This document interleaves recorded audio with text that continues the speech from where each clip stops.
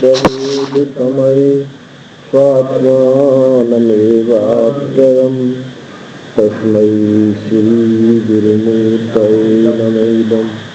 श्रीदक्षिणामूर्तये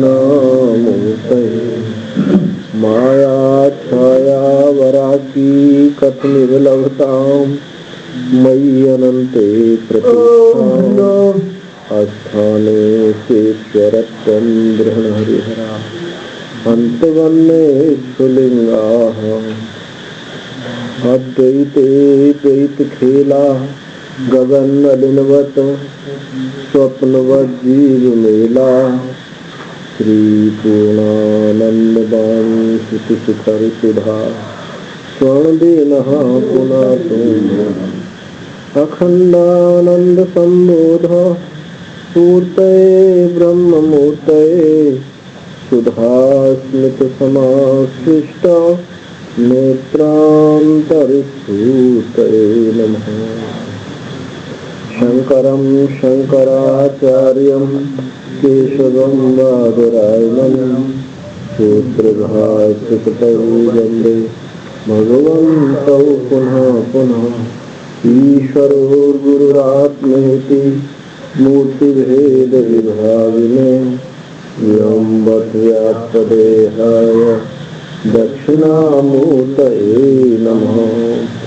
ॐ दाने मनसि प्रतिष्ठिता मनो मे वाचि प्रतिष्ठितम् आविराविरमाएधि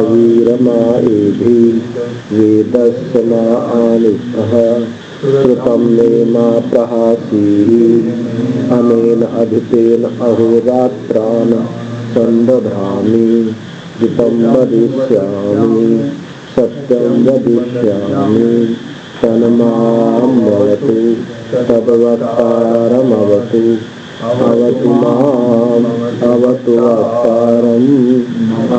वक्तारम् ॐ शान्तिः शान्तिः शान्तिः। प्रथम अध्याय तृतीय खंड अर्थात तृतीय खंड स ईक्षत इमेनु लोकांश लोकपालाश्च अन्नम एभ्य सृजा इति सोऽपो अभ्यतपत ताभ्यो अभितप्ताभ्यो मूर्तिरजायत या वै सा मूर्ति अजायत अन्नम वै तत् तदेनत सृष्टं परांगति अजिघ्रांसत तद्वाचा अजिघ्रसत तदनाशकनोद वाचा गृहीतुं स यद ह एनत वाचा अग्रह्यस्य अभिव्याहृत्य ह एव अन्नम् अप्रत्यसत् तत्प्राणेन अजिघ्रसत् तन्नाशकनोद प्राणेन गृहीतुं स यद ह एनत प्राणेन अग्रह्यसत् अभिप्राण्य ह एव अन्नमप्रत्यसत् तच्चक्षुषा अजिघ्रसत् तन्नाशकनोद चक्षुषा गृहीतुं स यदः एनच्चक्षुषा अग्रह्यसत् दृष्ट्वा ह एव अन्नम् अत्रप्यसत् तत्श्रोत्रेण अजिघ्रसत् तान्न शक्नोत् श्रोत्रेण गृहीतुं स यदहेनच्छ्रोत्रेण गृह्यसत् श्रुत्वा एव अन्नम् अत्रप्यसत् तत्त्वचा अजिघ्रसत् तन्नाशक्नोत् त्वचा गृहीतुं स यदः एनत् त्वम् अगृह्यसत् स्पृष्ट्वा ह एव अन्नम् अत्रप्यसत् तन्मनसा जिघ्रसत् तन्नाशक्नोत् मनसा गृहीतुं स यदहेनत् मनसा गृह्यसत् यद्गृह्यसत् ध्यात्वा ह एव अन्नम् अत्रप्यसत् तत्थिसनेन अजिघ्रसत् तन्नाशक्नोत् थिसनेन गृहीतुं सः यद हेनच्छिसनेन अग्रह्यसत् विसर्ज्याः एव अन्नम् आत्रप्यसत् तदपानेन अजिग्रसत् तदा अवयवत् सैषा वन्नस्य। ये सैषा के बाद में कुछ है लिखा हुआ क्या? अवग्रह होना चाहिए। ठीक है। सैषा वन्नस्य ग्रहो यद वायु अन्नवायु वा एषा यद वायुः स इक्षत कथं नु इदं मद्ऋते स्याम् इति स ईक्षत कतरेण प्रपद्या इति स ईक्षत यदि वाचा अभिव्याहृतं यदि प्राणेन अभिप्राणितं यदि चक्षुषा दृष्टं यदि श्रोत्रेण श्रुतं यदि त्वचा स्पृष्टं यदि मनसा ध्यातं यदि अपानेन अभ्यपानितं यदि शिशनेन विसृष्टम् अथ कोऽहम् इति स एतमेव सीमानं विदार्य एतया द्वारा प्रापद्यत सैषा विधृति नाम द्वास्तदेतन्नान्दनं तस्य त्रय अवस्था त्रयस्वप्ना अयम् आवस्थः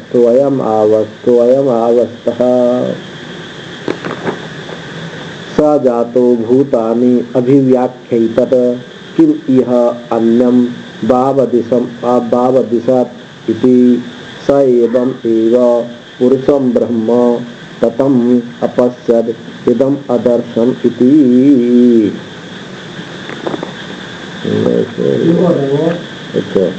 तस्मात् इदन्द्रो नाम इदन्द्रो ह वै नाम तम इदन्द्रं संतम इंद्र इति आचक्षते परोक्षेण परोक्ष प्रिया इव हि देवाः परोक्ष प्रिया इव हि देवाः।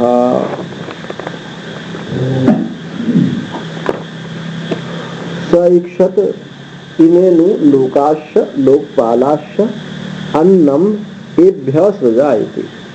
उस ईश्वर ने इच्छा किया कि लोक और लोकपालों की रचना करके इन लोकपालों के लिए अब मैं अन्न की रचना करूं। तीन चीज थे ना, अधिष्ठान यानी गोलक, कारण और देवता। अब उन देवताओं के लिए वो बना तो दिए, लोकपाल बना दिए, उनका गोलक बना दिए, देवता बना दिए। अब इनको खाने के लिए कुछ दिया जाए तो मैं अब अन्न के लिए की रचना करूं। तो स एवं ईश्वरे ईक्षत, इस प्रकार उस ईश्वर ने ईक्षण किया। कथम इमेनु लोकाश लोकपालाश मया सृष्टा असनाया पिपासाभ्याम स संयोजिता अतो नैषा स्थिति अन्नमंतरेण तस्माद् अन्नम एभ्यो लोकपालेभ्य सृजयति। तो इस प्रकार ईश्वर ने ईक्षण किया।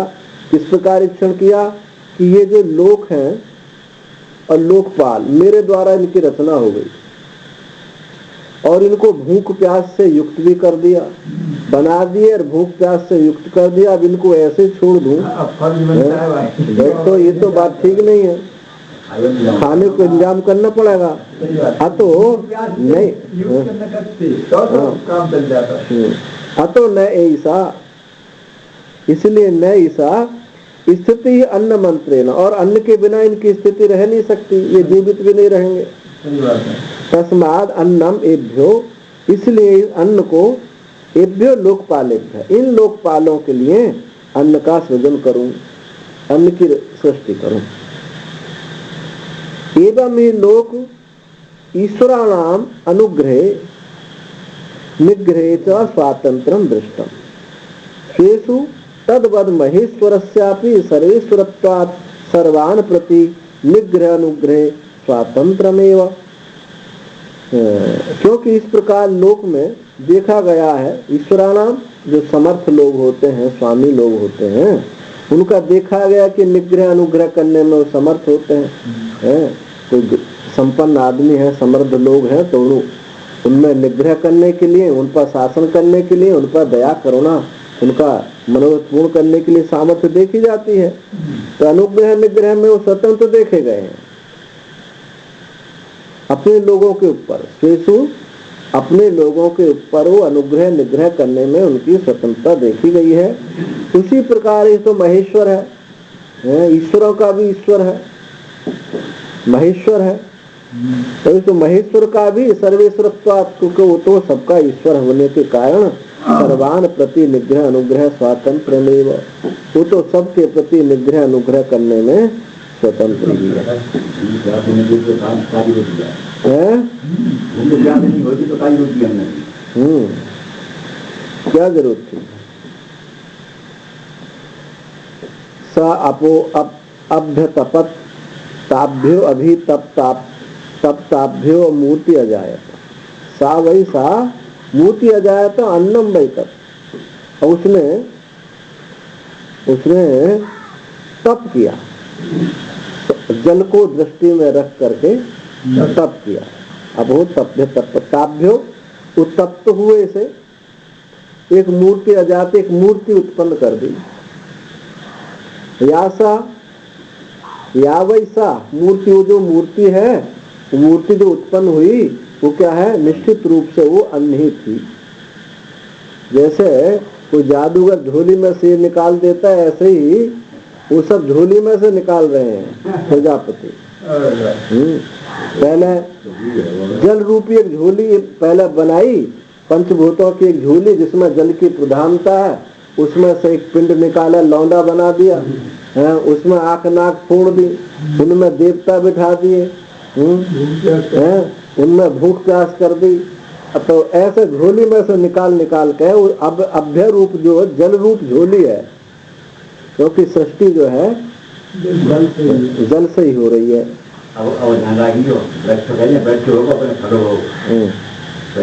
झोली में कहाँ से आए? झोली में कहाँ से आए? झोली में उसने बना लिए ना, पहले संकल्प कर लिया।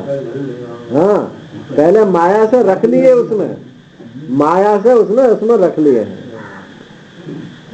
तो माया की तो झोली है, देखने में कुछ नहीं दिखाई देगा, खाली।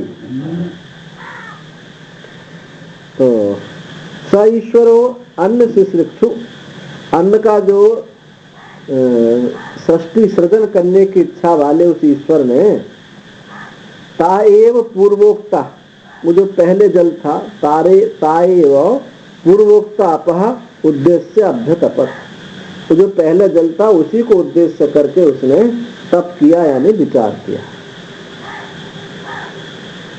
ताभ्यो भी तप्तभ्य उपादान भूतेभ्य, उस जो अभितप्त उपादान भूत जो जल है वो, उससे ही मूर्ति घन रूपम, मूर्ति घन रूप, एक घन मूर्ति धारण सामर्थ्यम च चराचर लक्षण अजायत। एक चराचर लक्षण उसमें जड़ चेतनात्मक धारण करने में समर्थ एक मूर्ति घन ठोस एक मूर्ति उत्पन्न कर दी। वही तन मूर्ति रूपम यासा, वो जो मूर्ति रूप है वो क्या है? वो जो मूर्ति उत्पन्न हुई वो क्या है? अन्नम, वो अन्न ही है। अन्नम वही तन मूर्ति रूपम, जो मूर्ति रूप है वो निश्चित रूप से अन्न ही है। अब अन्न को क्या चराचर क्यों कह दिया? अन्न जो मूर्ति थी उसको कहती है जड़ चेतनात्मक मूर्ति है। अन्न जो है जड़ चेतनात्मक है। अन्न तो जड़ होना चाहिए, लेकिन उसको चेतन भी कहा है ना। वो तो चेतन का लक्षण नहीं है, वो तो जड़ का लक्षण है। जड़ में विकार होता है, उत्पत्ति जड़ से हो रही है, चेतन से हो नहीं रही। तो देखो अन्न दो ही प्रकार के हैं, चर अचर दो ही प्रकार के अन्न है। कैसे? देखो ऐसे है, चर क्या है? मूसक आदि। जो चर अन्न क्या है? चूहा जो है वो क्या है? चर है, चेतन है। और अचर क्या है? व्रीहि आदि, धान आदि जो है अब चूहे को भी तो कोई खाता नहीं खाता है, उसको बिल्ली खाएगी नहीं खाएगी, तो बिल्ली का अन्न क्या हो गया? चर हो गया, चूहा चर। और अब चूहा जो खा रहा है वो क्या हो गया? अचर हो गया। जो कोई भी घास फूस खा रहे हैं गाय भैंस आदि, वो अचर हो गया।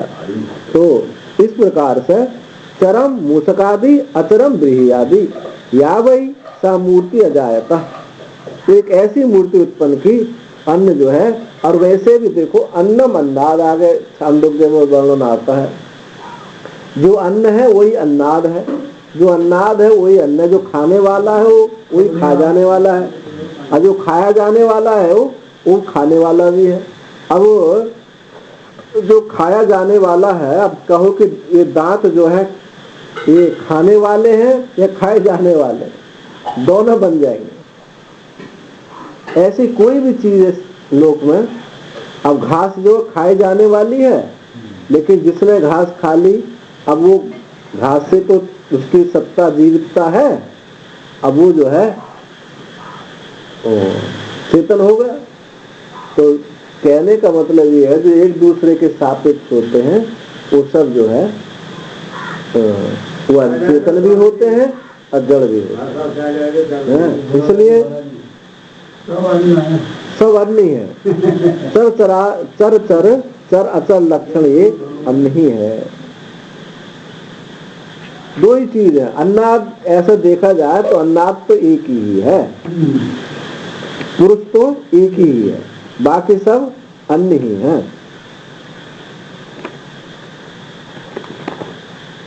तद एनत सृष्टम परांगति अजिघांसत तद वाचा अजिजिग्रछत तन्ना शक्नोत वाचा गृहीतुम स यदहेनद वाचा अग्रह्यसत अभिग्राहित्या हा एव अन्नम अप्रत्यक्षत। अब उन्होंने अन्न बना दिए, जड़ चेतनात्मक अन्न बना दिया। अब क्या हुआ? अन्य और उन जो जिनके लिए बनाया उनसे कहा, अन्न का भोक्ता अपनी मृत्यु समझकर, जो लोकपालों के लिए बनाया जो अन्न, उस अन्न ने कहा कि ये हमको अब खाएंगे। अन्न ने सोचा कि हमको खाएंगे, तो वो भागने लगा।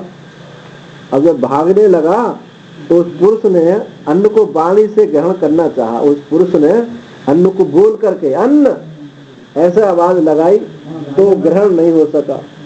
वो भागता ही रहा और वो अन्न चिल्लाता रहा, अन्न भागता रहा। तो उस बदन क्रिया से अन्न ग्रहण करने में समर्थ नहीं हुआ। वाणी ने अन्न को ग्रहण नहीं किया। यदि उस अन्न को वो ग्रहण कर लेता, वाणी से ग्रहण कर लेता, तो आज सब कुछ क्या क्या बोल के थे, आजा आजा रसगुल्ला जलेबी आजा, तो बस इतने में पेट भर जाया करता, तृप्त हो जाया करते।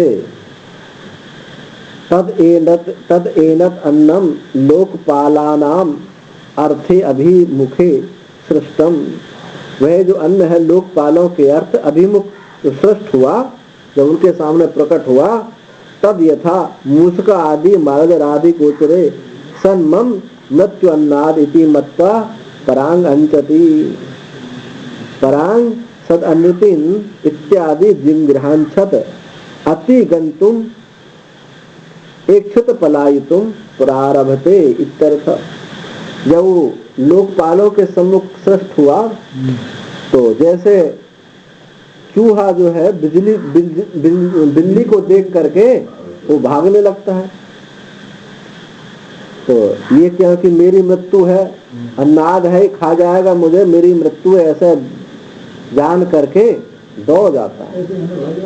ऐसे ही परांग सदअत्री, ये हमको खाने वाला है, ये खाता है, ऐसा समझ करके अतिगंतु दौड़ने के लिए, पलायन करने के लिए उसने प्रारंभ कर दिया, दौड़ना शुरू कर दिया। अन्न तद अन्न अभिप्राय मत्वा स लोकपाल संघात कार्य कारण लक्षण पिंड प्रथमजत्वात् अन्याश्य, उस अन्य के अभिप्राय को जान करके लोकपाल जो संघात क्या देवताओं का, गोलकों का, सबका जो संघात है, यानी कार्य कारण लक्षण देह इंद्रिय रूप जो संघात है, जो पिंड था प्रथमजत्वात्, उसको प्रथम उत्पन्न होने की, क्योंकि उससे पहले कोई उत्पन्न हुआ ही नहीं, वो प्रथम प्रजापति की प्रथम सृष्टि है हिरण्यगर्भ जो है।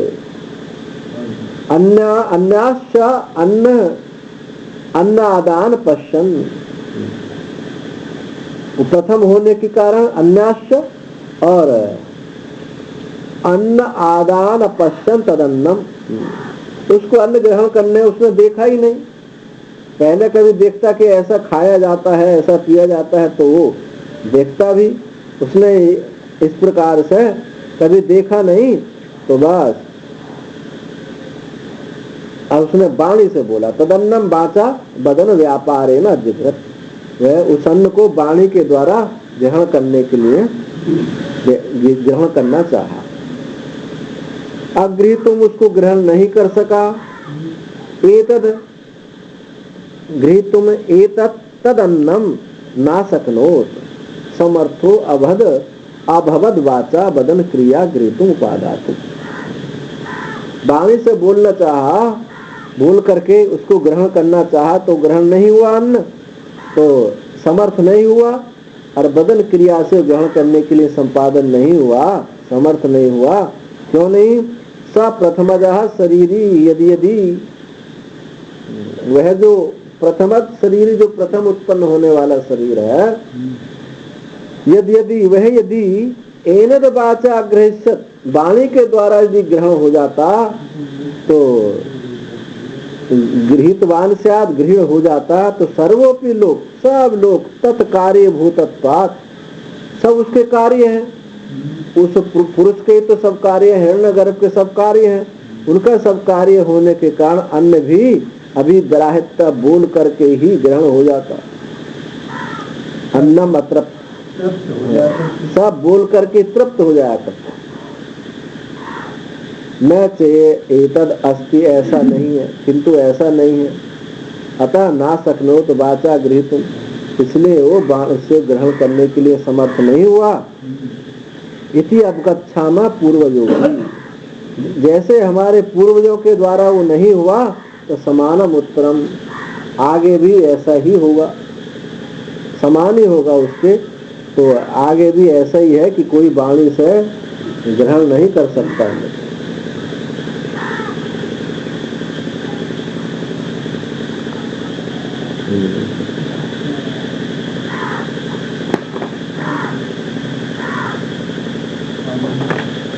अब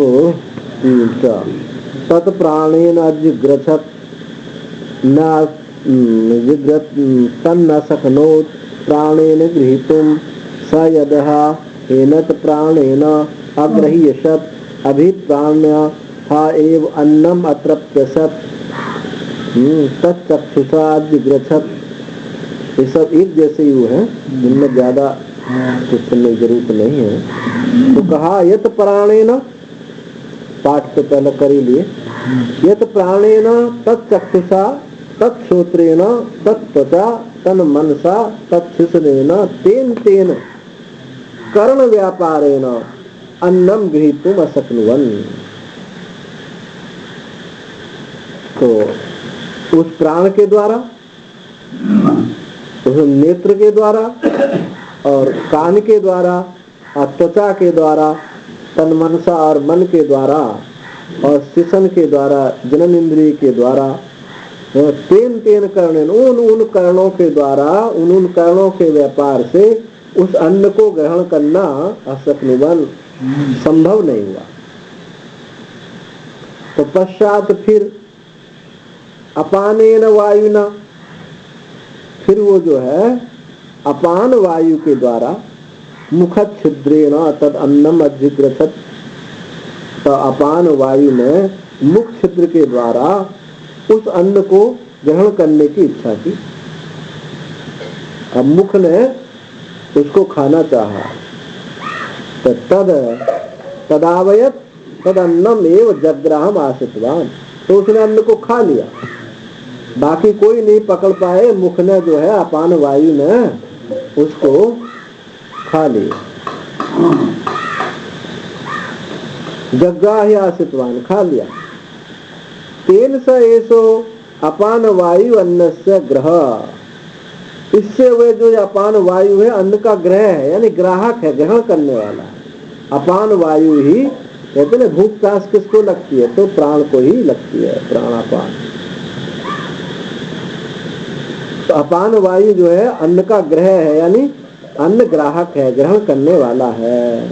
इति एतद यद वायु यो वायु अन्नायु, ये वायु है ना, ये क्या है, अन्नायु है, यही अन्नायु है। अन्न बंधनम अन्न जीवनो, क्योंकि अन्न से इसका बंधन है, प्राण जो है अन्न से बंधा हुआ, और अन्न इसका जीवन है, अन्न से बंधा हुआ अर्थात अन्न से इसका जीवन है।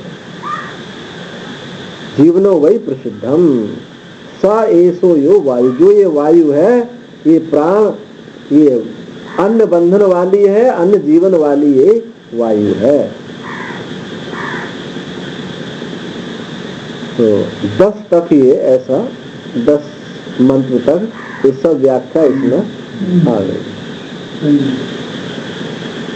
स ईक्षत कथम नु इदम मद्रते श्यामिति, स ईक्षत कतरेण प्रपद्या इति, स ईक्षत यदि वाचाभिव्याहृतम, यदि प्राणेन अभिप्राणितम, यदि चक्षुषा दृष्टम, यदि श्रोत्रेण श्रुतम, यदि त्वचा स्पृष्टम, यदि मनसा ध्यातम, यदि अपानेन अभ्यपानितम, यदि शिशनेन विसृष्टम, अथा कोहमिति।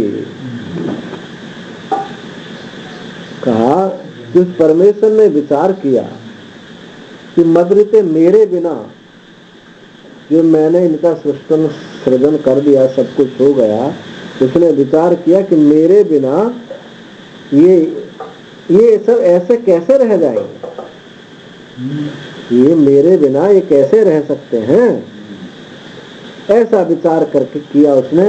किस प्रकार से फिर वाणी जो है बोले बिना कैसे रह सकती है, और वाणी से बोल लिया जाए, यदि प्राण से प्राण कर लिया जाए, वाणी से ही वाणी बोल ले, वह हमारी आवश्यकता ना हो, और प्राण जो है प्राण क्रिया कर ले, त्वचा से स्पर्श क्रिया हो जाए, और मन से ध्यान क्रिया हो जाए, अपान से खा लिया जाए, यदि शिशन से विसर्जन कर लिया जाए, तो फिर मैं क्या रहा, हमारा क्या मतलब रहेगा, तो हम सब इन्हीं से हो जाएगा, हमारा क्या मतलब है, ये स्वतंत्र है, ये स्वतंत्र हो जाएंगे। तो मेरा कुछ भी नहीं रहा, अर्थात मेरा तो कोई प्रयोजन नहीं रहा, सब यही कर लेंगे। तो कहते हैं सएव लोक लोकपाल संघात स्थिति अन्य निमित्ताम कृत्वा पूर्वपौर तत्पालित स्थिति समाम स्वामी इव ईक्षेत। वह इस प्रकार लोक और लोकपाल संघात स्थिति ये सब अन्य निमित्त है, ऐसा करके पूर्व और पौर नगर और नगरवासी अतत पालित उनका पालन करने वाला स्थिति के समान यह स्वामी वीक्षता। जैसे कोई नगर है और उस नगर में नगर निवासी और उसका पालन करने वाला ना हो तो नगर की स्थिति बन नहीं पाती।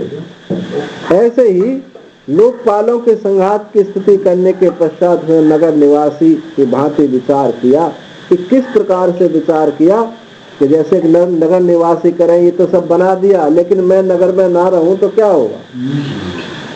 तो कथम क्या विचार किया, केन प्रकार में किस प्रकार से विचार किया, इति वितर्कयन ऐसा वितर्क करते हुए कि अरे भाई ये तो सब बना दिया, ये सब बनाने के बाद में अब ये प्रजा कैसे रहेगी? ऐसा वितर्क करते हुए कहते मेरे बिना क्या होगा?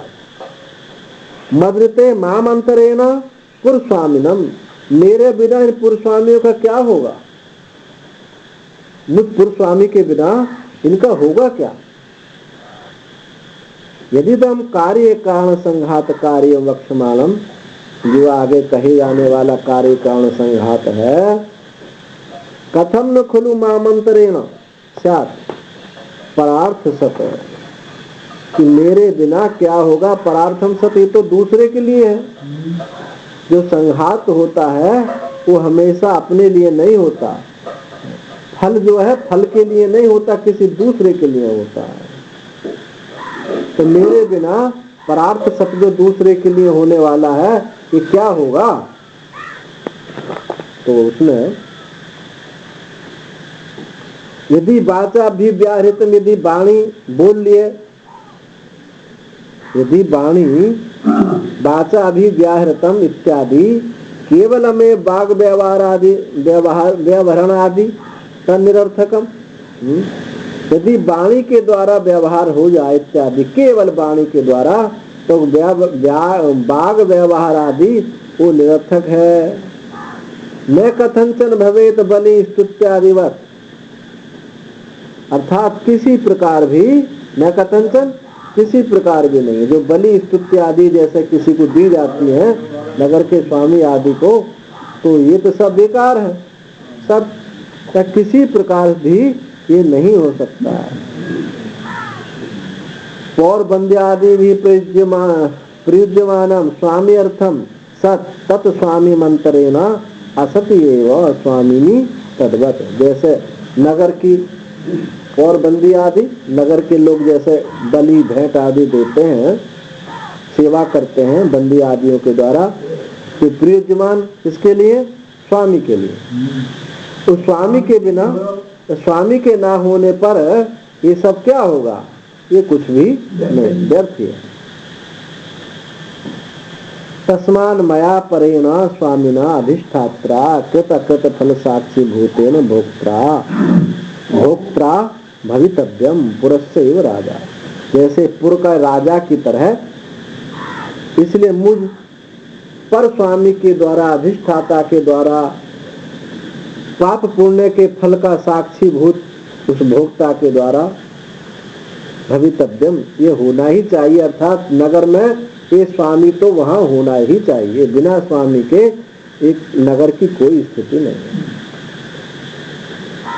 यदि नाम एतत् सनहत कार्य से परार्थत्व, यदि नाम यह ये जो संघात कार्य क्या है?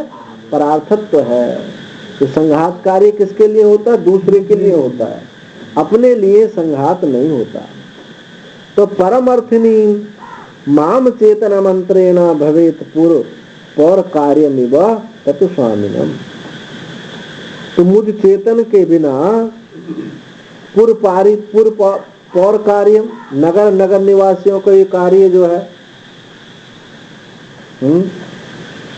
मुझ स्वामी के बिना कैसे होगा? अथा कोहम किम स्वरूपम, जब इनके बिना सब ये हो जाता है, मेरे बिना सब हो जाए, अपना सब काम कर लेंगे, तो कथम कोहम, तो मेरा क्या रहा? तो यही सब कर लेंगे तो मेरा क्या रहा? मेरा क्या स्वरूप रहा? कस्य स्वामी, मैं किसका स्वामी रहा? हाँ, मैं किसका स्वामी रहा? मैं तो किसका स्वामी रहा? मेरे बिना सब कुछ हो रहा है, मेरा क्या स्वरूप रहा? मैं कैसे रह सके? मेरा क्या हो रहा? तो यदि अहम कार्यक्रम संघात अनुप्रविश्य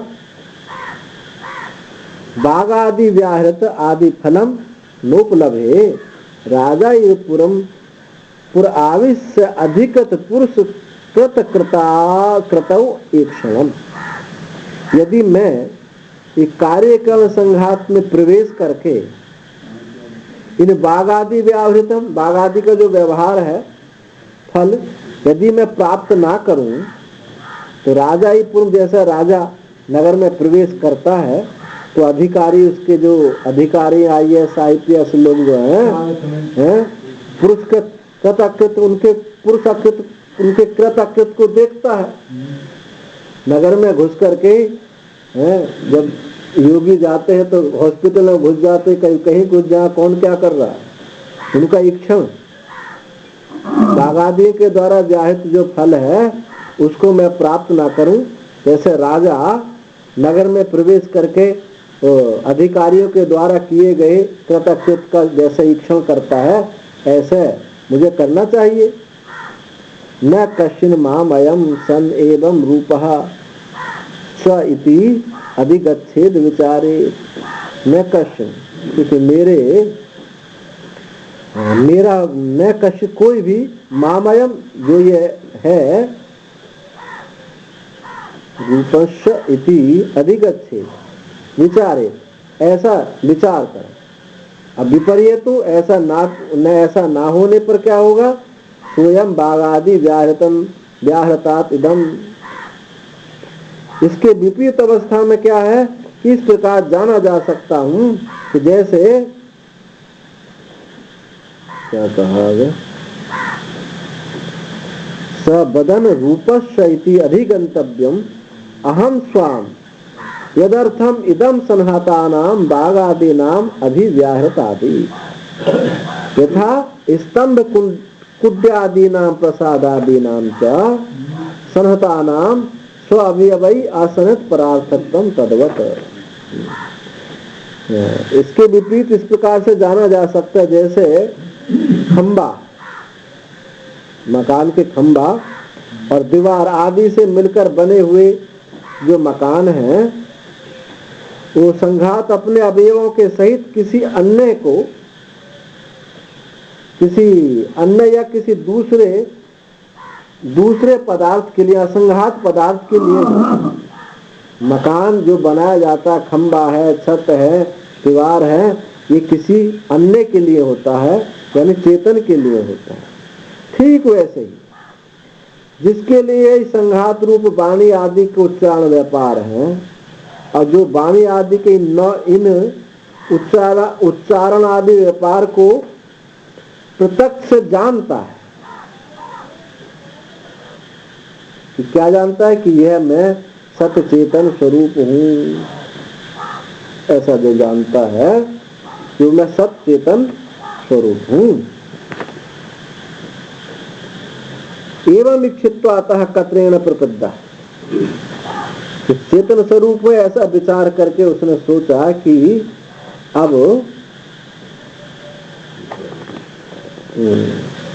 जो है मैं कैसे प्रवेश, कत्रेण प्रपद्धा, मैं कैसे प्रवेश करूं इसमें, कि ये तो बात है कि मेरे बिना इसकी स्थिति नहीं रह सकती, अब मैं इसमें प्रवेश कैसे करूं। प्रपदम च मूर्धा च अस्य संघातस्य प्रवेश मार्गौ अनयौ कत्रेण मार्गेण इदं कार्य कर्ण संघात लक्षणम पुरम प्रपद्येयमिति। हाँ, कि देखो प्रपदम और मूर्धा दो ही इस संघात के दो प्रवेश मार्ग हैं, इसमें दो ही मार्ग हैं घुसने के। एक तो प्रपद माने पैर का नीचे का हिस्सा, तलवा, नीचे तलवे से, और एक ये मूर्धा ऊपर से, नीचे से या ऊपर से, वहां से प्रवेश दो ही मार्ग है। तो कत्रेण मार्ग है, किस मार्ग से ये कार्य का संघात लक्षण पूर्व में मैं प्रवेश कर जाऊं।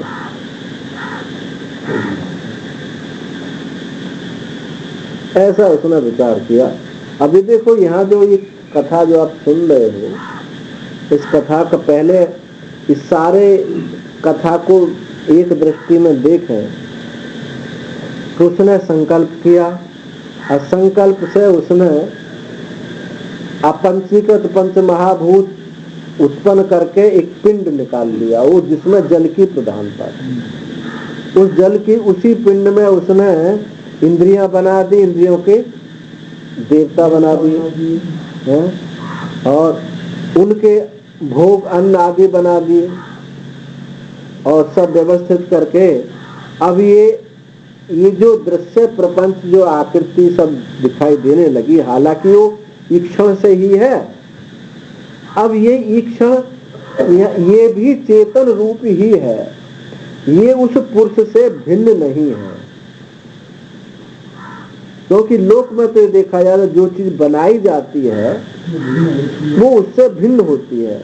और यहाँ क्या दिखा रहे हैं, वो बना करके भी पहली बात तो इच्छा से, चेतन से, इच्छा से हुई है, कुछ कर्म से नहीं हुई है। एक तो उसकी एकता दिखाई, और वो संकल्पता जो है, वो जो प्रतीत होने वाला जो माया है, वो भी चेतन से भिन्न नहीं है। इस बात को दिखाने के लिए उस संघात में इस चेतन का प्रवेश दिखा रहे हैं। कैसे प्रवेश है, ऐसा नहीं प्रवेश, यहाँ तो कह रखा है, कथा है ना कि मूर्धा से घुस रहा है। जैसे रस्सी सांप में प्रवेश करती है, रस्सी ने ही सांप को बना लिया, रस्सी के अज्ञानता से ही सांप बन गया और सांप में रस्सी प्रवेश कर गई। अब इससे क्या बात सिद्ध हो रही है कि सांप नाम की कोई चीज है नहीं। हाँ। अब जैसे किसी बच्चे को सुलाने के लिए माँ कथा कहती है कि एक बेटा, एक जो है एक बंध्या का पुत्र था और उसके जो है उसने खरगोश का मरुमरीचिका के नदी में स्नान उसने किया। मरुमरीचिका के नदी में स्नान करने के बाद में खरगोश के सींग का वो मुकुट पहनता था और उसने फिर जो है वो गंधर्व लोक पर चढ़ाई करी। बड़े बड़े गंधर्व नीचे गिरा दिए मार मार के। बड़ा बहादुर योद्धा था। अभी देखने में तो बड़ा रस लग रहा कथा में सुनने में, पर इसका कोई भी अर्थ कुछ भी नहीं है। ऐसे ही यहाँ समझिए कि उसने इच्छा किया, ये सब बना लिया और उसमें प्रवेश किया। ये सब जो है दिखाई, दौड़ भाग दिखाई दे रही है, वस्तुतः ये कुछ नहीं हुआ, वो चेतन ही चेतन है। तो फिर कहने की जरूरत क्या थी? क्योंकि हम इस संघात में, इस जड़ संघात जो हमारी कथा है, हमारी तो कथा है, ये पुरुष जो बना आंख नाक आदि बने, इसमें हम मैं करके बैठ गए हैं, सच्चाई करके बैठ गए हैं। इस सच्चाई की निवृत्ति के लिए कहा कि तुम जिसको सच्चा समझ रहे हो, ये संघात जो है पंचभूतात्मक, ये तो है ही नहीं। इस बात को बताने के लिए इतनी सारी बात कही है। समस्त सृष्टि श्रुतियों में ऐसे ही आप विचार करो। उनका परिपूर्ण विचार जब हम करते हैं तो निष्कर्ष ये निकलता है कि सृष्टि हुई नहीं है, वही तो वहां में प्रवेश कर रहा है। तो किस मार्ग से प्रवेश करूं? और जितनी बात बताई यूं कर सकते हैं, जैसे लौंडा बनाया तो लौंडो वही है, वही है, वही है, अन्नू वही है, और वही खाएगा, यानी वही है। और हाँ, ये भी समझो, ये आप रूप जो है, आप रूप उसमें से निकाला है सब। पहले उसने आपकी उसी में से सब प्राणी बनाए, उसी में से देवता बनाए, जो कुछ भी सब उसी में से बनाए हैं, वही है। और वो जो है उसके संकल्प से भिन्न नहीं है। तो फिर बना क्या? बना कुछ नहीं। जिन्होंने इस दृश्य प्रपंच में मैं भाव कर लिया है, सब तत्व बुद्धि कर ली है, उसके लिए ये कथा सुनाई गई है। इसी श्रुतियों को बहुत अच्छे से स्पष्टता में देख करें तो योग वासिष्ठ की कथाओं को पढ़ें, सुने। यही तो सब बताया उनमें, ये तो श्रुतियां हैं। और उनको और सरल करके ऐसी कथा के माध्यम से, विस्तार करके कथा के माध्यम से वो ऐसे इन्हीं श्रुतियों को स्पष्ट कर दिया। अब जैसे कि लीलोपाख्यान है, अब लीलोपाख्यान को पूरा पढ़े, बहुत लंबा चौड़ा है। अब क्या निकलेगा? उसका एक ही अर्थ है, उसका एक देश में, एक पुरुष में, एक चेतन में ये देश कल्पित है, एक काल कल्पित है और वस्तु कल्पित है। इस बात को बताने के लिए इतनी बड़ी उपाख्यान है। क्योंकि वो जो ब्राह्मण है, वशिष्ठ नाम के ब्राह्मण और उद्धति नाम की जो पत्नी है, उनके पहले वहां वो उनका मंडपाकाश में वो जीव मौजूद है, वशिष्ठ जी का। वशिष्ठ ब्राह्मण जो खत्म हो गए, उन्होंने भी यही उपासना की थी कि मेरा मंडप से, मेरे घर से निकल करके मेरे जीव जा न पाए, मेरा पति का जीव वहां मौजूद है। आगे फिर राजा वो बन गए, पदम वहां भी मंडप आकाश से वहां से बाहर ना निकला जाए। और फिर वही राजा क्या बने थे, विदुरथ होगा, तो वहां भी वो जीव मौजूद है, वहां भी मौजूद है, और वो वहां जो है 60 साल से राजा बन गया है। वहां वशिष्ठ जी ब्राह्मण जो मरे हैं वो केवल उनको 8 दिन व्यतीत हुए हैं, 8 दिन मरे को हुए हैं, और वो 60 साल से राज्य कर रहा है, और वही कर रहा है। तो इससे क्या सिद्ध हो रही है कि एक चेतन में ये जो 3 काल हैं, पूर्व, वशिष्ठ, विदुरथ और पद्म, ये तीनों उसमें कल्पित है, तीनों स्थान कल्पित है। कहाँ 8 दिन, कहीं 60 साल, और वस्तु राजा विदुरथ वस्तु हो गया, पद्म विदुरथ वस्तु हो गया, और जो अरुंधति और वशिष्ठ जी का घर है ये वस्तु हो गया। तो उस चेतन में ये तीनों के तीनों कल्पित हैं। इस बात को बताने के लिए इतनी बड़ी कथा थी। अब यहाँ भी इतनी बात है, कोई बहुत बड़ी बात नहीं है, वो चेतन में ही ये सारी कल्पना हो रही है, उसी में सब सिमट गई है, दूसरा कुछ हुआ ही नहीं। इस उपनिषदों की जो ये आख्यायिका है ये थोड़ी विचित्र सी लगती है, पर इनका तात्पर्य बहुत सुगमता से, सरलता से समझा जा सकता है। तो स एतम सीमानं विदार्य एतया द्वारा प्रापद्यत सैषा विद्युति नाम द्वा तद एतत् नान्दनम तस्य त्रय अवस्था त्रय स्वप्न आवस्थो अयम आवस्थो अयम आवस्थो अयम आवस्थो।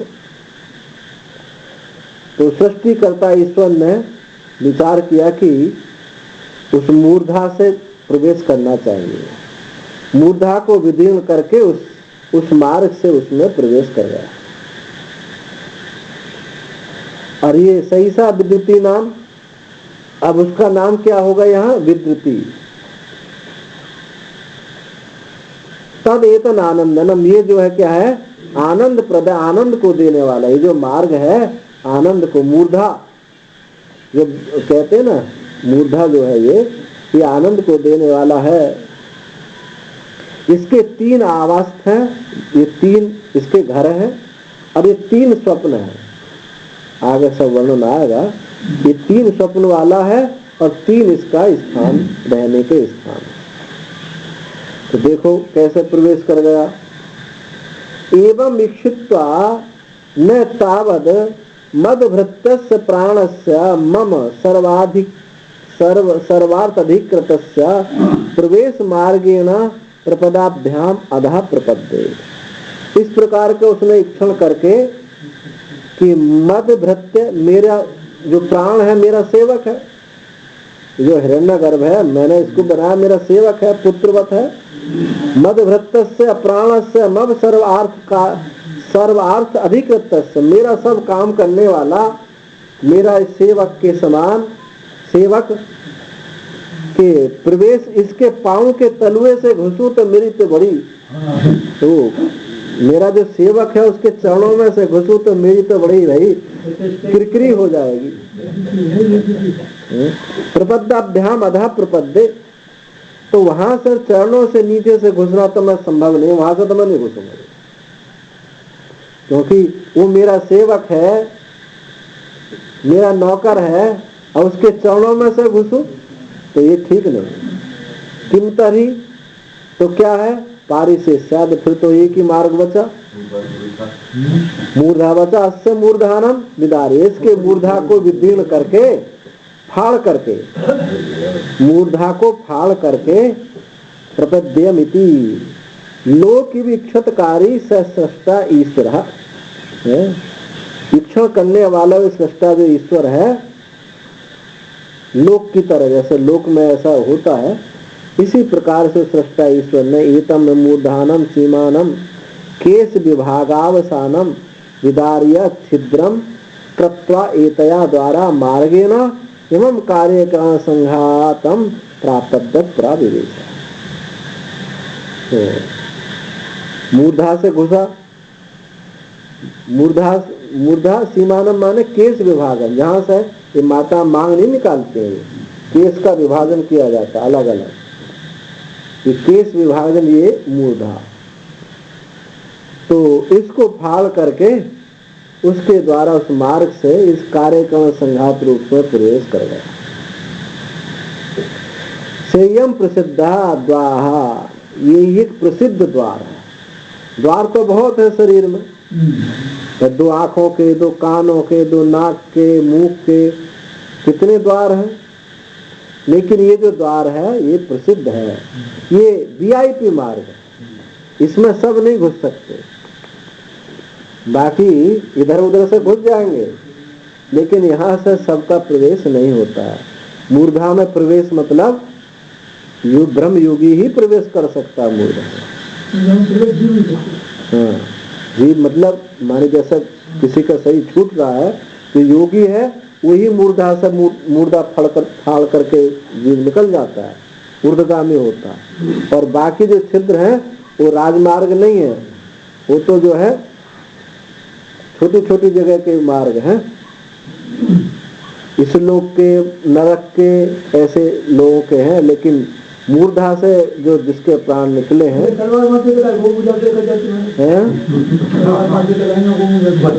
मूर्धा से ऐसे तुम्हारी बुद्धि चलती कहाँ से है? वो मूर्धा फटा नहीं, मूर्धा से कहाँ फटा हो? तो फिर तो सब तलवार से फटवा लिया कर, सब चले जाएंगे, हाँ सभी श्रेष्ठ हो जाएंगे।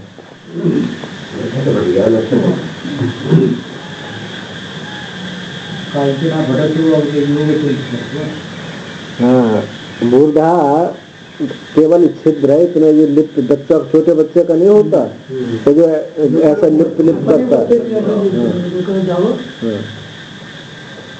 बड़े लोगों की त्वचा कड़ी हो गई, छोटे बच्चों को होता है ना, बस 1 महीना 15 दिन के उनका लिप करता है। तो ये प्रसिद्ध मार्ग है। मूर्धनि तेल आदि धाम काले तद रस आदि संवेदना।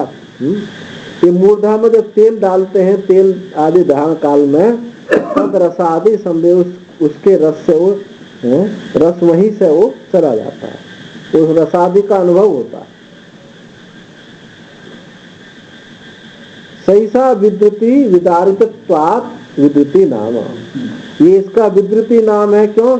विदारित्वात्, उफाल करके गया है, इसलिए इसका विद्युति नाम प्रसिद्ध है इस द्वार का। इतराणि तु श्रोत्रादि द्वाराणि भक्त्य स्थानी साधारण मार्गत्वात् न संविद्धानि न आनंद हेतुनि। किंतु जो दूसरे जो द्वार हैं, श्रोत आदि द्वार, आँख कान आदि, ये द्वार जो है ये तो भृत्य स्थानीय है, नौकर चाकरों का प्रवेश करने के मार्ग हैं, ये स्वामी के प्रवेश करने के मार्ग नहीं है। साधारण मार्ग, क्योंकि ये तो साधारण मार्ग है। मुक्त और साधारण रोज डाला जा रहा है, अमुख आँख नाक सब बिल्कुल साधारण रोग आँखों में डाला जाता है, मुंह में डाला जाता है। साधारण मार्ग होने से ये समृद्धि माने आनंद के हेतु ये नहीं है, इनसे आनंद नहीं है। इदम तो द्वारम परमेश्वर से केवल, ये तो जो मार्ग है केवल परमेश्वर का है, परमेश्वर इससे प्रवेश करता है, परमेश्वर इससे निकलता है। इसको जो योगी है वही इससे निकल सकता है। तो परमात्मा ही प्रवेश करेगा, परमात्मा ही इससे निकलेगा। तद एतत् नांदनम, नंदनम एव नांदनम इति दैर्घ्यम छांदसम। ये जो मंत्र में क्या लिखा है, नेतर नांदनम, तो नांदन, ये नांदन ही, ये नंदनम, नंदन है, यही नंदन है और यही आनंद देने वाला है। तो दीर्घ वेद में ऐसा छांदस है, इसलिए नंदन हो गया, पर इसका अर्थ क्या है? नंदनम, आनंद देने वाला। नंदती अनेन द्वारेण गत्वा परस्मिन् ब्रह्मणि थी, क्योंकि इस द्वार के द्वारा जाकर के वो पर ब्रह्म में ही आनंदित होता है। इस द्वार से जा करके पर ब्रह्म ही जाता है, इसलिए इसका कहा, इसका नंदन मार्ग कहा है। इस मार्ग का नाम नंदन मार्ग है। तस्यैव सृष्टा प्रविष्टस्य जीवेन आत्मना राज्ञैव पुरम। जैसे राजा पुर में प्रवेश करता है, अपने नगर में प्रवेश करता है, ऐसे ही उसकी सृष्टि करके उसी में जीव रूप से ये प्रवेश हो गया। सृष्टि करी, स्वयं ने सृष्टि करी है, स्वयं ही उसमें प्रवेश है। तो जागृत काले इंद्रिय स्थानम दक्षिणम चक्षु। अब जो तीन उसके रहने के बाद बताए थे, स्थान बताए थे, कहाँ कहाँ रहता, तो पूरे शरीर में है, पर तीन जगह ये विशेष रूप से इसका भान होता है। जागृत अवस्था में कहाँ रहता है? इंद्रिय स्थानम दक्षिणम चक्षु। जागृत काल में ये जो इंद्रिय स्थान है, इसका क्या है? इसका इंद्रिय स्थान क्या है? नेत्र। अब नेत्र में श्रुति भी अक्षणों दक्षिणाक्षी पुरुषः, सब जगह दक्षिण नेत्र बताया जाता है। क्या बाएं आंख में नहीं रहता है? बाएं आंख में भी रहता है।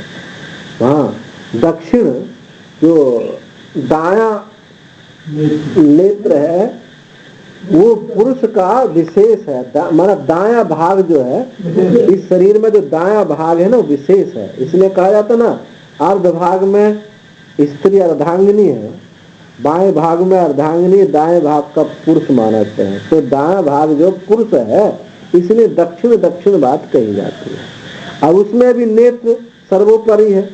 और जो है, क्योंकि जितना व्यवहार हम आंख से करते हैं और दूसरे नंबर पर कान से करते हैं, कानों से सुन भी लिया हो, लेकिन मैंने भाई अभी आंखों से देखी नहीं बात, मैं आंखों देखी बात कह रहा हूं।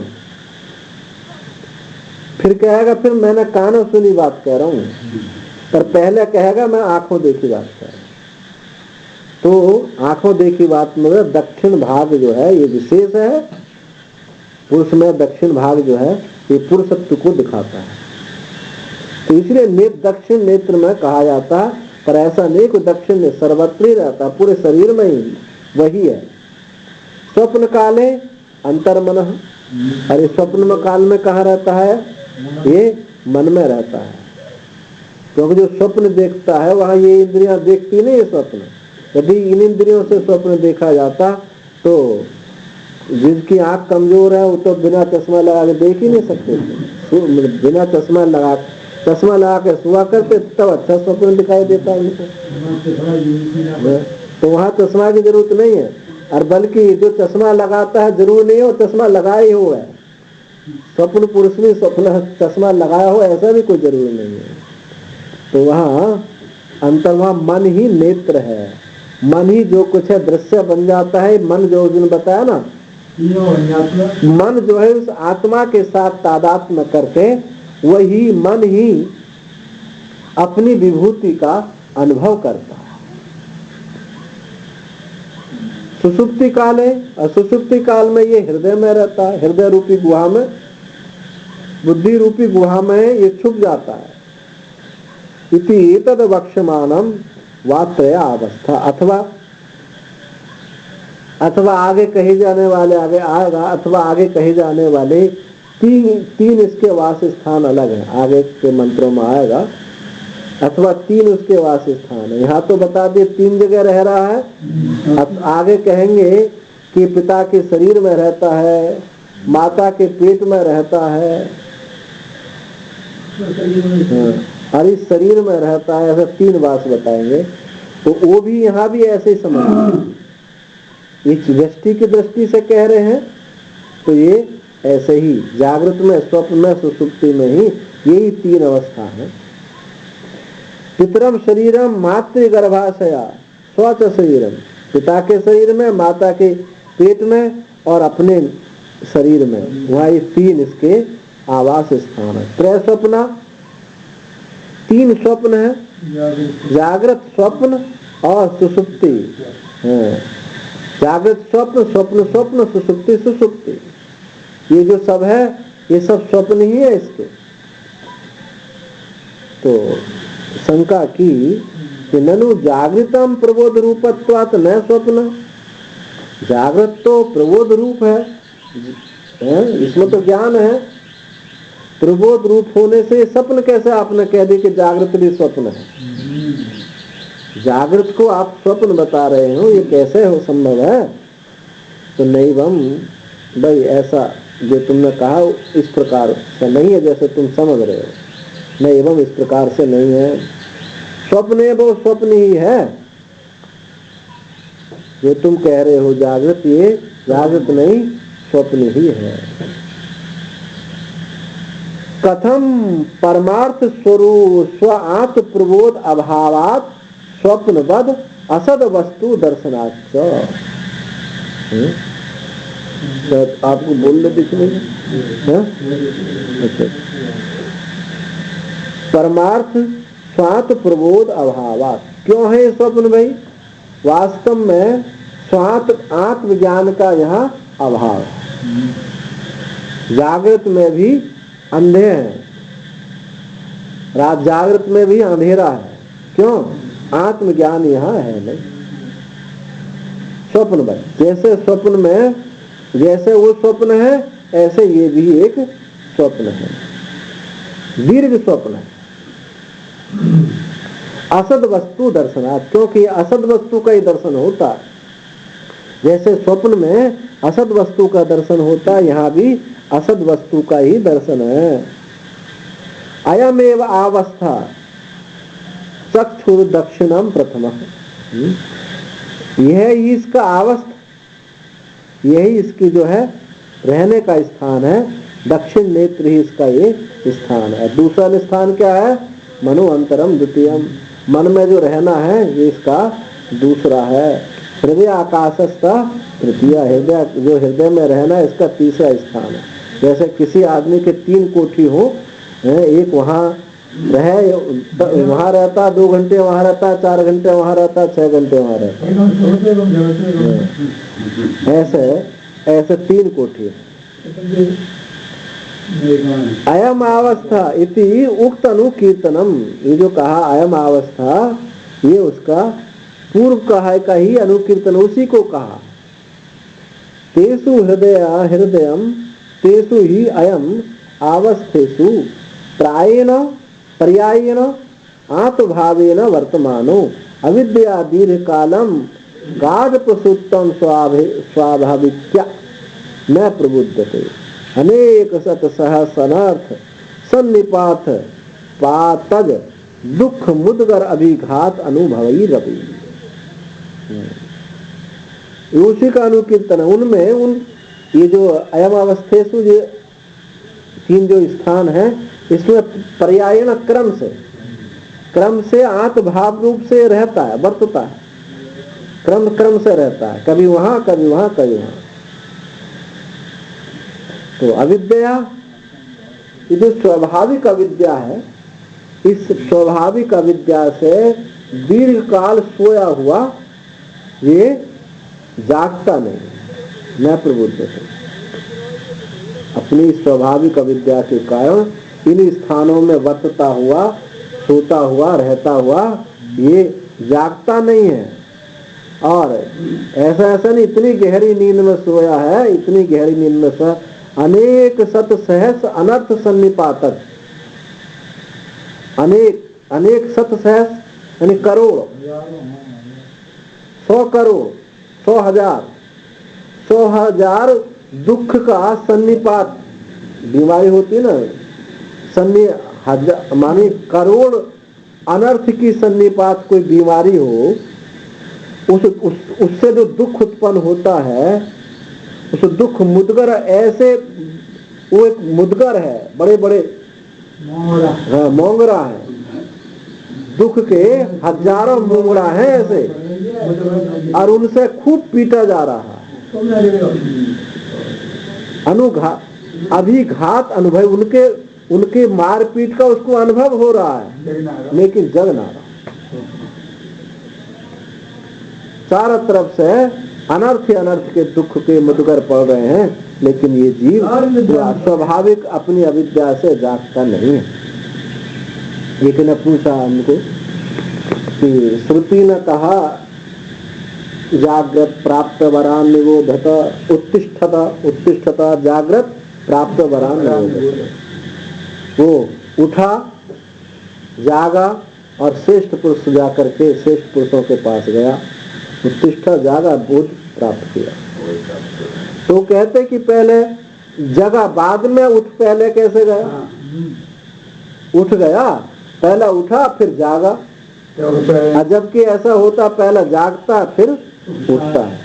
ये ही लोक निद्रा और जो अज्ञान निद्रा है, इसमें यही अंतर है। इसमें यही अंतर है कि वहां पहले जगता है फिर उठता है, और यहाँ पहले उठ जाता है। क्योंकि उठता कैसा है, हम उठे उठाए हैं लेकिन फिर भी सो रहे हैं, सारा व्यवहार कर रहे हैं, अब फिर भी हम सो रहे हैं। ये इसकी विशेषता है। उठे हुए भी हम सोए हुए, दिन में भी सोए हुए हैं, ये इसकी विशेषता है। तो ऐसे मुदगरों के द्वारा भी चोट पड़ते हुए जब तक हाँ, इसके साथ विशेषण है मोह निशा, ये मोह की रात्रि है। और नहीं तो ये मोह विशेषण जोड़ने की कोई जरूरत नहीं, तो निशा ही कहते।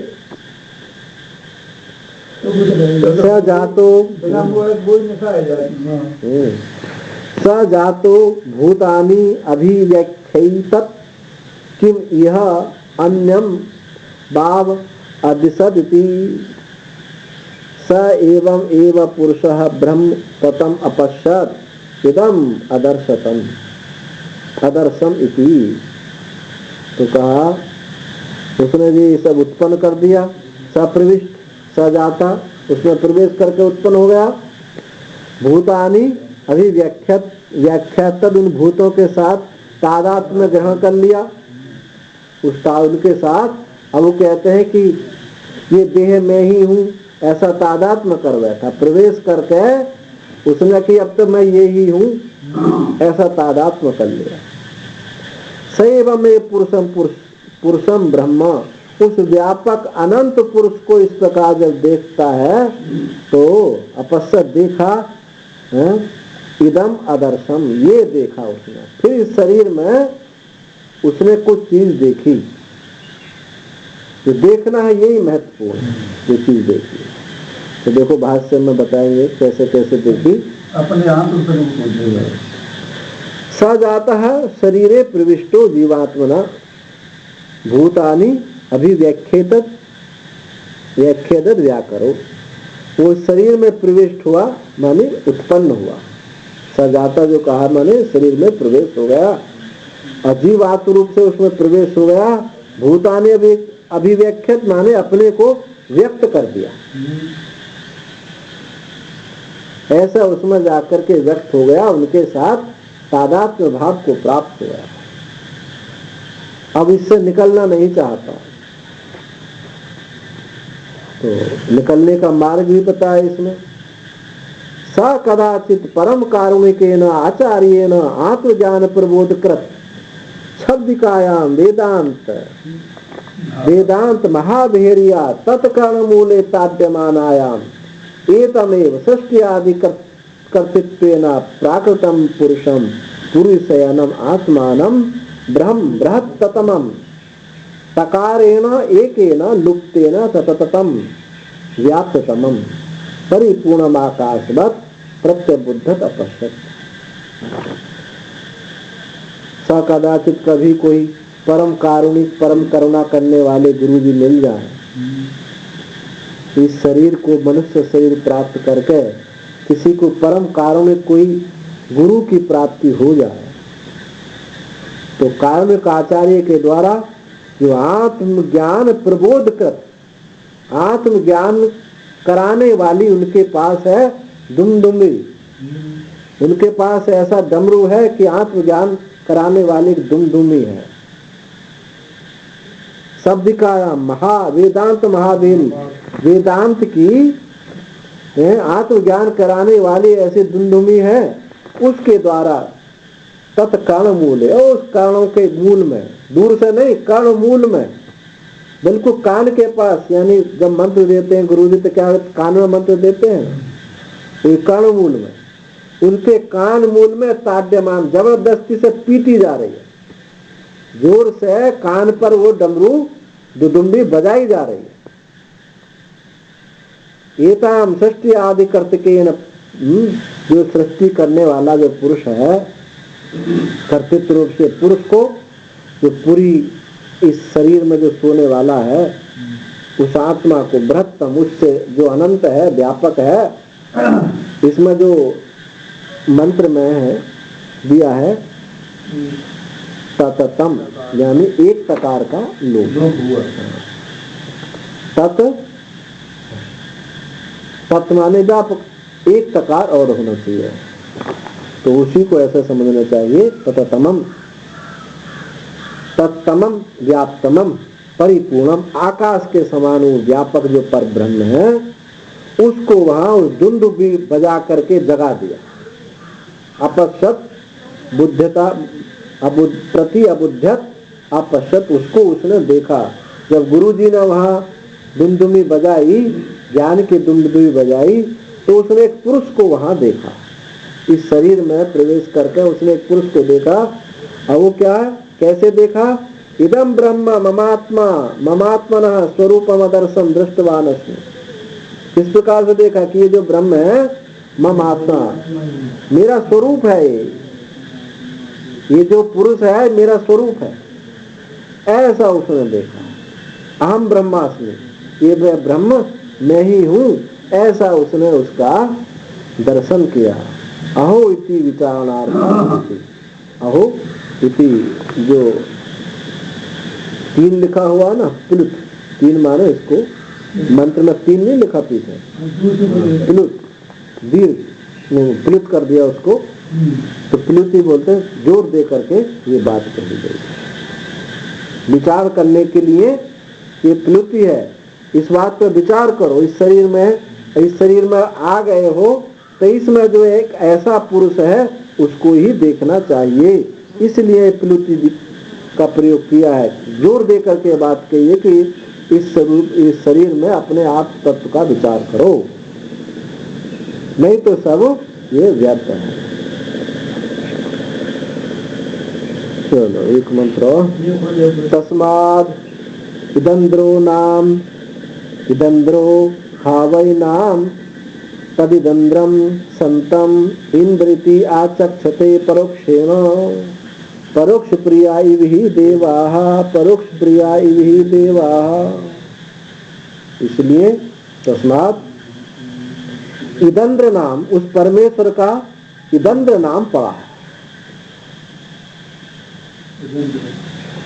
लोक में उस ईश्वर को इदंद्र बोलते हैं। इदंद्र होते हुए भी उस ब्रह्मवेत्ता पुरुष को लोग इंद्र कहते हैं, इंद्र कहकर पुकारते हैं, क्योंकि देवताओं को परोक्ष नाम बहुत प्रिय होते हैं। इसलिए तो हमारे ब्रह्मात्मानंद बोलते ना, इदम, इसी श्रुति को बोलते इदंद्र। इदंद्र जो है परमात्मा है, तो इंद्र जो है परमात्मा, तो ये कहते हैं। अब ये शब्द है, इस शब्द को बोलते हैं, पर वो जोड़ किससे देते हैं? जोड़ देते हैं सचीपति से। ये जो इदंद्र है, यहाँ जो इदंद्र है, इंद्र है, ये सची का पति नहीं, ये तो सबका ही पति है, हाँ, सर्वशक्तिमान है। और वो जो परमात्मा को बताते हैं केवल सची का पति है। उसका इंद्राणी पुस्तक ही है, इंद्र की आरती भी, आरती नहीं सुनी आपने? इनकी फेसबुक में लिखते हैं इंद्र की आरती, तो इंद्र की आरती जो कविता करी है, इंद्र की हाँ, वैसा वही है। तो ये या इदंद्र, अब देखिए कैसे इदंद्र है, क्यों इसको इदंद्र कहा, इंद्र कहा जाता है?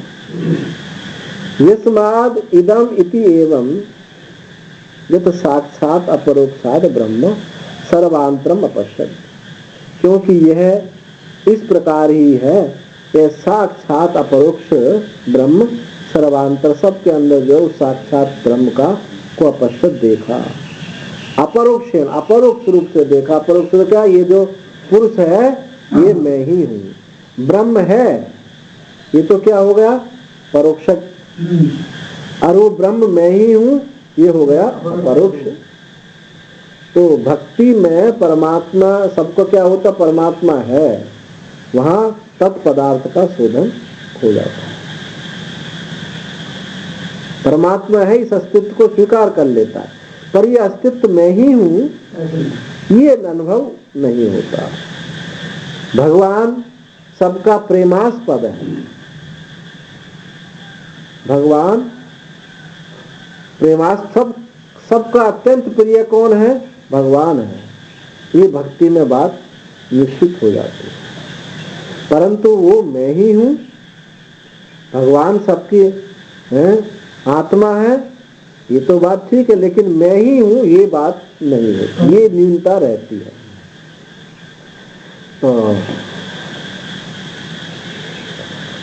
उसको अपश्यत अपरोक्ष रूप से देखा। परोक्ष हमारे अपरोक्ष दाता हलन थोड़ी है कोई, सर्वांतरम अपश्यत नहीं है, कहाँ इसमें, हाँ तो काट दो, हलंत नहीं होना चाहिए।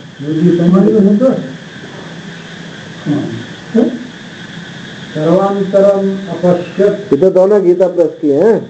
हाँ एक होगा उसमें देख लो, नहीं हाथ की तरफ देखो ऊपर, हलन तो नहीं होना चाहिए। ये हलंत है और परोक्ष महाराज जी के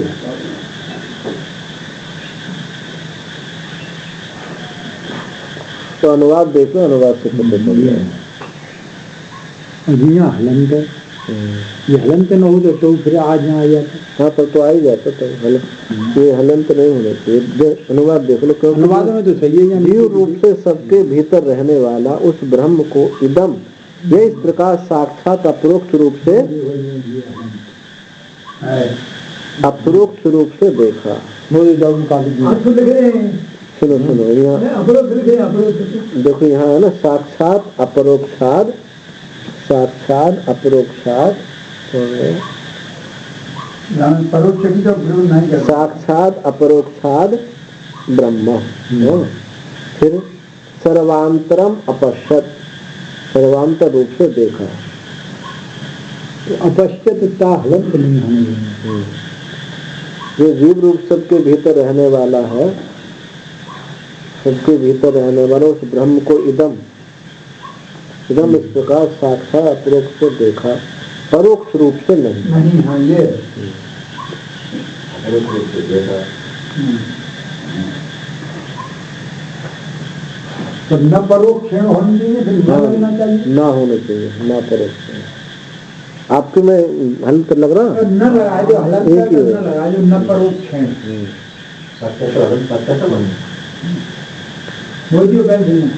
साक्षात अपरोक्षात, क्योंकि अपरोक्ष होने से ब्रह्म सर्वांतर उसको अपश्यत देखा, अपरोक्ष रूप से ही देखा।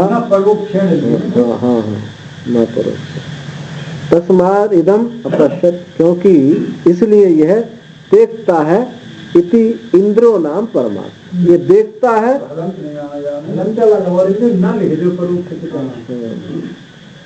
परोक्षण से पहले न लगे, तो इसमार्थ में दिया परोक्ष रूप से नहीं। इसलिए तस्माद इदम पश्यति, इसलिए देखता है, देखता ऐसा ये इदंद्र नाम परमात्मा का, जो देखता है वो कौन है, इदंद्र। तो इदंद्र की का अर्थ यह है कि जो देखने वाला हो वो है इदंद्र। इदंद्रो हवै नाम प्रसिद्ध हो लोके ईश्वर, ईश्वर का नाम लोक में इदंद्र नाम से प्रसिद्ध है, जो सबको देखता है वो इदंद्र है। तम एवं इदंद्रम संतम, वह इस प्रकार इदंद्र होता हुआ ही, वह यह इस प्रकार इदंद्र होता हुआ इंद्र इति परोक्षेण, इंद्र परोक्ष रूप से इंद्र कहा जाता है, परोक्ष रूप से इंद्र कहा जाता है। परोक्षेण अभिधानेन आचक्षेते, परोक्ष कथन से उसको इंद्र कहा जाता है। कौन कहते हैं? ब्रह्मविद व्यवहारार्थम, व्यवहार के लिए कहते हैं। पूज्यतमत्वात्, क्योंकि पूज्यतम सबसे ज्यादा बढ़कर के पूज्य है। प्रत्यक्ष नाम अग्रहण भयात, उसका प्रत्यक्ष नाम का ग्रहण करने से उनको भय होता है। तो ये क्या बात कही? एक तो इंद्र किसको कहा है? जो देखता है उसका नाम इदंद्र। अब इदंद्र को ही इंद्र कहने लगे। वो क्यों कहने लगे? कि जैसे एक पत्नी अपने पति का नाम है राम सिंह राणा, ये राम सिंह राणा है उसके पति का नाम, तो क्या कहेगी? ये राणा जी का है, यानी नाम नहीं लेना चाहती, तो परोक्ष नाम से प्रयोग करती, क्योंकि पूज्यतम है, श्रेष्ठ है। बड़े लोगों का नाम जो है, नाम कुछ और है और वो उनके साथ तो उसको तो क्या कह देंगे? ये कौन है? ये प्रधान जी है, प्रधान जी। तो नाम नहीं, बड़े लोगों का नाम नहीं लिया जाता। तो देवता जब देवताओं का नाम नहीं, वो बड़े हैं, नहीं लिया जाता, तो ये तो परमात्मा है, तो उसका कैसे नाम लिया जाए? तो इदंद्र की जगह इंद्र कहने लगे, ये है उसका मतलब। इदंद्र परोक्ष है ना। देवता भी खुश होते हैं, वो पति भी खुश होते हैं कि हमारा नाम नहीं लेती है, हमको शर्मा जी कह रही है, हमको राणा जी कह रही है। तो ऐसे ही ये नाम है। परोक्षेण परोक्ष विधानेन आक्षेपते, ब्रह्मविद जो है सम व्यवहारार्थम, उस व्यवहार करने के लिए उसका नाम परोक्ष कहते हैं। अच्छा, बड़ों में कहा जाता, छोटों में भी कह देते हैं, छोटों में भी कह देते हैं। जैसा किसी का नाम है हेम प्रताप, तो कहेंगे हेमू, तो वो छोटों में भी कह देते। पर यहाँ जो बात कही है, सम्मान के लिए बात कही जा रही है, क्योंकि देवताओं को ये प्रिय है। वहाँ छोटा का नाम बिगाड़ कर बोलेंगे, यहाँ बिगाड़ने के नाम बोलने की बात नहीं है। यहाँ तो सम्मान ही है, बस शॉर्ट करके बोलेंगे। तो पूज्यतमत्वात् क्यों है? क्योंकि पूज्यतम सबसे बढ़ करके पूज्य हैं। प्रत्यक्ष नाम अग्रहण भयात, उनका प्रत्यक्ष नाम लेना जो है उनको भय लगता है कि भाई इनका नाम नहीं लेना चाहिए, इनके सम्मुख नहीं, दूर से ही व्यवहार करो। हमने देखा, बहुत जगह देखा अपने ही परिवारों में कि जब कोई उनसे बात करें तो तिरछा मुंह करके बोलते थे, या सामने मुंह नहीं कर पाते थे उनका, या पीछे से साइड में कह देते थे। तो ये जो बात है एक सम्मान की दृष्टि की बात है। तो प्रत्यक्ष ग्रहण करना से भय लगता है, इसलिए उनको इदंद्र ही नाम ये इंद्र कहा जाने लगा, इदंद्र कहा जाने लगा। तथा ही परोक्ष प्रिया, परोक्ष नाम ग्रहण प्रिया ही अस्मात् देवा, क्योंकि देवता लोगों को भी ये जो परोक्ष नाम है प्रिय अच्छा लगता है कि हमारा सम्मान करते हैं। परोक्ष नाम ग्रहण प्रिया, परोक्ष नाम ग्रहण करना उन्हें प्रिय तो है। भला संपूर्ण देवताओं के उनको जो प्रिय है, फिर किमु सर्वदेवानामपि देवो महेश्वर, जो सब देवताओं के भी महादेव हैं, परमात्मा है, तो उनका तो कहना ही क्या, उनको परोक्ष नाम क्यों नहीं अच्छा लगेगा? प्यार में लोग क्या क्या बोलते हैं, ब्रजवासी भगवान को कनुआ बोलते हैं। तो भगवान, अभी जो विट्ठल है कोई शास्त्रीय नाम थोड़ी है, विट्ठल, विठोबा, ईंट पर बैठे थे इसलिए विठोबा नाम हो गया। महाराष्ट्र में जो विट्ठल भगवान है पंढरपुर में, ईंट को बोलते हैं, ईंट पर बैठने की वजह से उनका नाम विठोबा होगा। शॉर्ट में बोलने लगे विट्ठल विट्ठल विट्ठल, तो भगवान को ही प्रिय है, विट्ठल के नाम से ही प्रकट हो जाते हैं। तो परोक्ष प्रिय है, भगवान प्रसन्न हो जाते हैं। द्विवचनम प्रकट अध्याय परिसमाप्त्यर्थम, ये जो दो बार जो कहा है, ये अध्याय की समाप्ति को सूचित करता है। तो इससे ये बात सिद्ध हुई, सब कथा का मतलब कि हुआ हुआ कुछ नहीं। जिन लोगों ने सच्चा मान रखा तो इस पर विचार करें कि उस इक्षण भी उसने किया और फैला दिया, सब उसी में समेट लिया उसने, और उस बना करके उसमें प्रवेश कर गया। और ये सब जो बात दिखाते पूरी कथानक ये दिखाता है कि जगत जो है संकल्प इतर कुछ भी नहीं है, संकल्प मात्र ही है और वो कल्पित है, मिथ्या है। वास्तव में तो जिसका ये संकल्प है ये वही सत्य है, वही वही है, दूसरा कुछ नहीं है। इस पूरे आख्यान का तात्पर्य यह है। ओम पूर्णमदः पूर्णमिदं पूर्णात् पूर्णमुदच्यते पूर्णस्य पूर्णमादाय पूर्णमेवावशिष्यते। ओम शांति शांति शांति।